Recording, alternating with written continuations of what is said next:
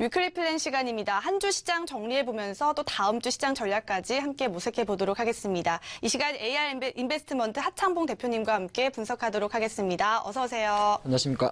네, 반갑습니다. 자, 저희 마켓 클로징 시작과 동시에 코스피가 다시 상승 전환했습니다. 현재 0.12% 빨간불 지키고 있고요. 코스닥도 0.58% 상승 흐름을 이어가고 있습니다. 자, 이번 주 코스피 2,500선 밟았고 코스닥 시장도 그리 나쁘지 않은 것 같습니다. 700선으로 두고 움직임을 나타내고 있는데요. 자, 일단 한 주 시장부터 정리해 주실까요? 네, 사실 이제 지난주에 이제 이번 주 장을 전망하면서 가장 좀 중요하게 본 것이 연준의 어떤 금리 정책에 대한 스탠스 또는 삼성전자의 주주환원 정책이었죠. 근데 사실 이번 주 장을 놓고 보면 아마 대부분 투자자분들 중에서 가장 단순하신 분들이 지금 상당히 수익을 즐기고 있습니다. 단순하다는 건 뭐냐 하면 우리가 보이는 대로 뭐 미국도 신고가고 유가도 상승하고 지수도 신고가죠. 그래서 지금 외부적인 환경 자체는 일단 북핵 리스크 자체가 상당히 시장의 수면 아래로 가 있고 또 다음 주에 이제 아펙 정상회담이라든지 트럼프의 아시아 순방이 있기 때문에 글로벌 시장 기준으로도 상당히 지금은 리스크는 조금 떨어졌다. 그렇게 좀 볼 수 있을 것 같고요. 미국은 많이 아시겠습니다만은 이번 10월 FOMC에서는 금리를 동결을 했고요. 원래 이제 동결이 좀 지배적이었고 지금 이제 12월 2일부터 13일까지 올해 마지막 8번째 금리가 발표가 되는데 이때는 이제 한 25bp 정도 올리는 것이 지금 한 90% 이상 반영이 됐기 때문에 12월 달은 금리를 올리는 쪽으로 간다 그렇게 보시면 좋을 것 같고요. 근데 이제 제가 늘 말씀드립니다만은 예전에 미국이 금리를 갑자기 올린다든지 이럴 때는 사실 시장이 좀 충격을 받았지만은 지금 ECB의 내년도 뭐 양적 완화의 어떤 일부 축소하면서 기간 늘린 점 그리고 어저께 영란은행이 제가 지난주에도 잠깐 말씀을 좀 드렸는데 영란은행이 원래 제로금리 수준이었습니다. 근데 이제 어제 10년 만에 금리를 올렸어요. 영국을 말씀드리는 건데 그런 것 자체가 시장에 충격을 주지 않는 것은 이미 금융시장 자체가 그러한 것을 경기 회복에 대한 시그널을 해석하기 때문에 단순하게 금리를 올린다는 그 이유만으로 뭐 시장이 내려간다든지 그런 일은 좀 낫지 않을까 그렇게 볼 수 있을 것 같고요. 일단 영국이 금리를 올린 거는 많이 아시겠습니다만은 ECB는 지금 ECB 그 유로존을 말하는 거고 ECB 경제통화정책 유로존 내를 말하는 거고 영국 같은 경우는 사실 인플레가 높았습니다. 2%가 넘었었어요. 그래서 계속적으로 카니 총재 같은 경우도 금리를 올리는 쪽으로 가는 그림이었고요. 그런 상태에서 10년 만에 올렸기 때문에 밤새 뭐 영국이 금리 올렸다 했지만은 지금 외환 시장이나 해외 쪽에서는 크게 예정된 수준이었다 그런 말씀 좀 드리겠고요. 유가도 최근에 보면 긍정적입니다. 근데 이게 이제 계속 많이 올라가면 또 우리나라 같은 경우는 좋지 않죠. 사실 또 유가도 이제 지금 정유사들이 올해 실적 밝혔습니다만은 지금은 실질이 좋아도 유가가 지금 배럴당 브렌트 유가 $60 넘어버렸고 지금 WTI가 $55 바짝 왔기 때문에 상당히 조금 시장에 대해서는 유가 상승을 긍정적으로 해석을 합니다만은 나중에 또 이게 계속적으로 우상향하게 되면 이것도 머리 아픕니다. 근데 항상 그랬던 것 같아요. 작년 9월도 마찬가지였던 것 같습니다. 오펙이 감산한다는 그 시점 전에는 유가가 오릅니다. 그럼 11월 30일 날 오펙 정리회의가 예정이 되어 있는데 그 전까지는 아마 제가 바라볼 때는 유가의 상승 기준을 이어가지 않을까 그렇게 보면서 대외 부분은 좀 정리를 해보겠고요. 우리 장은 네 마찬가지입니다. 2,500원 뚫었어요. 근데 이게 보통 마일스톤 프라이스라 그래가지고 지수가 500 단위로 넘어갈 때마다 저항이 조금 있습니다. 1,000, 1,500, 2,000, 2,500. 그 다음에 이제 뭐죠? 3,000이 되는 거죠. 근데 그 2,500 정도에서 어느 정도 오버슈팅을 좀 예상을 했었는데 삼성전자가 그러한 역할을 좀 했고요. 코스닥은 뭐 여러분 아시겠지만 700선은 아직 못 갔습니다만은 이 700선도 같은 그 마일스톤 밴드입니다. 600, 700, 800 이런 식으로. 그러다 보니까 다른 뭐 두터운 거예요. 650보다도 두텁고 750보다 두터운 겁니다. 근데 제가 바라보는 관점에서는 지금 시장을 이끄는 가장 큰 축이 바로 삼성전자와 바이오입니다. 그냥 IT라고도 이제 표현을 못 하겠어요. 그냥 삼성전자와 바이오이기 때문에 이런 장의 어떤 흐름 자체가 뭐 이번 주는 상당히 좀 특징적이었다 볼 수 있겠습니다.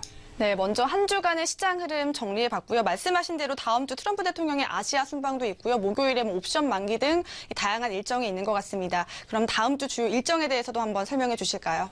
네, 사실 이제 트럼프 대통령이 다음 주부터 일본도 갔다가 한국도 왔다가 또 주중에는 베트남까지도 가면서 아시아 순방을 하는데 이제 이것 자체가 시장에서 많은 기대감을 하고 있죠. 특히나 이제 북미 정상회담 같은 경우가 실제적으로 미국하고 중국, 미중 정상회담이 대략 한 수요일 정도 예상이 됐기 때문에 시장에서는 트럼프가 또 사드 문제에 대해서 시진핑과 어느 정도 좀 이야기를 할 수 있지 않을까 그런 이슈가 그러니까 다음 주는 계속 정치적인 뉴스에 좀 관심을 기울일 수가 있습니다. 그 관점에 좀 보시면 좋을 것 같고요. 월요일부터 좀 짧게 보면 월요일은 뭐 아시겠습니다만은 최근에 바이오주 특히나 이제 코론 관련주들이 많이 움직였었는데 이 티슈진이 월요일 날 공모가 27,000원 상장을 합니다. 사실 이번에 그 공모 자체만 놓고 보면 티슈진이 상당히 흥행을 했는데 이제 코론 생명과이라든지 코론 관련주의 주가는 사실 먼저 많이 선반영받은 게 있기 때문에 다음 주에 티슈진이 상장해서 또 마침 제가 바라볼 때는 날짜를 잘 받았습니다. 이게 무슨 말이냐면 어떤 신규주가 상장을 할 때 시장 분위기가 중요하죠. 지금 분위기가 바이오주에 워낙 좋은 호기심이 모이기 때문에 글쎄요, 티슈진 상장 첫날 상당히 큰 변동성을 보일 것 같은데 반대로 생각하면 티슈진 관련 지분을 갖고 있는 코오룡 관련주들은 제가 바라보는 관점에서는 오히려 단기 차익 매도 기회를 좀 삼으시면 어떨까 그런 말씀 좀 드리겠고요. 화요일 같은 경우는 이제 한미 정상회담이 예상이 되죠. 그래서 되는데 많이 아시겠습니다. 주요 안건은 한미 동맹 관계 강화 북핵 문제. 이건 이제 고시적 관점이고 트럼프가 우리한테 조금 안 좋게 이야기할 수 있는 부분은 뭐 한미 그 통상마찰 문제라든지 또는 주한미군 분담금 문제 이런 거 자체는 조금 나올 수가 있습니다. 근데 이걸 가지고 갑자기 뭐 이게 주시장에 갑자기 영향을 미치기는 조금 어렵지 않나. 다만 이제 통상마찰 문제는 약간의 좀 노이즈가 생길 수가 있는데 뭐 대통령 각국의 수장이 보통 그런 건 실무진들이 담당하는 거기 때문에 아마 거의 공식적으로 뭐 어떤 천명하기는 없지 않겠냐. 하지만 이 한미 정상회담의 상징성은 상당히 긍정적이기 때문에 주식시장에는 저는 긍정적이다 그런 말씀 드리겠고요. 넷마블 게임즈가 다음 주 화요일, NC소프트가 다음 주 목요일입니다. 그러니까 실적 발표 좀 체크하셔야 되는데 게임주들은 이렇게 보시면 좋을 것 같아요. 게임주들은 보통 실적 발표할 때 주가 내려갑니다. 모르겠어요. 항상 저는 그렇게 봐왔어요. 왜 그러냐면 게임주들은 주가가 신작 모멘텀이 나올 때 먼저 오릅니다. 그리고 실적은 보면 항상 기대치보다 좋게 나오면 선반영이라고 이야기해버리고 안 좋게 나오면 차익실을 합니다. 그래서 뭐 넷마블 게임즈나 NC소프트 같은 경우는 다음 주 화요일, 목요일 날 실적 발표 전후이기 때문에 주가 변동성에 조금 대비하자 그런 말씀 좀 드리겠고요. 카카오도 마찬가지입니다. 카카오가 목요일 날 실적 발표하는데 지금 카카오의 주가가 대략 15만 원대 정도 멈춰 있죠. 물론 최근에 카카오뱅크라든지 카카오 모빌리티, 카카오 게임즈 상당히 좋은 모멘텀을 가해줬고 실적도 좋아지고 있는데 저는 그렇게 봅니다. 이제 15만 원이 넘는 카카오의 주가는 우리의 눈높이를 맞출 수 있는 실적이 안 나온다면 분기 500원 훨씬 넘어야 됩니다. 안 나온다면 약간 실망감을 줄 수도 있습니다. 지난번에 네이버가 실적 발표하면서 바닥을 탈피한 것과 약간 반대예요. 네이버는 원래 잊혀졌다가 실적이 좋게 나오니까 주가가 급등을 한 거였고 카카오는 이미 많은 부분을 반영했기 때문에 발표되는 카카오 실적에서 생각보다 덜하다면 단기 조정이 좀 나올 수 있다 그렇게 좀 말씀드리면서 제가 다음 주 일부 종목들 실적 스케줄만 잡아드렸는데 그건 왜 그랬냐면 대외 환경은 모호적이기 때문에 다음 주 우리가 11월 15일까지가 3분기 실적 발표 마감이죠. 그래서 다음 주는 이 게임주라든지 이런 인터넷주 실적 발표가 많은 만큼 또 그 관련도를 좀 유심히 보자 그런 말씀드리겠습니다. 네, 다음 주 굵직굵직한 주요 일정들까지 살펴봤고요. 자, 코스피는 2,500선, 이번 주 코스닥은 700선 두고 움직이고 있습니다. 자, 이럴 때일수록 시장 흐름 어떻게 잡아보면 도움 될 수 있을까요? 네, 이제 지수라는 것도 그리고 종목도 마찬가지인데 종목은 이제 갑자기 오르게 되면 추가 상승을 하거나 급락을 하죠. 근데 지수는 그렇지가 않습니다. 삼성전자가 갑자기 10% 빠질 가능성이 좀 낮지 않습니까? 그 말은 무슨 말이냐면 지수 같은 경우는 코스피는 2,500을 뚫었기 때문에 상승 속도는 둔할 수가 있습니다. 하지만 급격한 하락보다는 좀 낮은 고공권 박스권을 좀 만들지 않을까 그렇게 볼 수 있을 것 같고요. 코스닥도 마찬가지입니다. 비록 셀트리온의 주가 장악력이 조금 떨어졌습니다만은 또 셀트리온은 다음 주 금요일 날 실적 발표입니다. 그런데 셀트리온이 아니다 하더라도 지금 신라젠이라든지 뭐 바이오주가 어떻게 보면 광풍이죠. 그래서 그런 흐름이 있기 때문에 코스닥 지수도 상당히 좀 견고하지 않을까.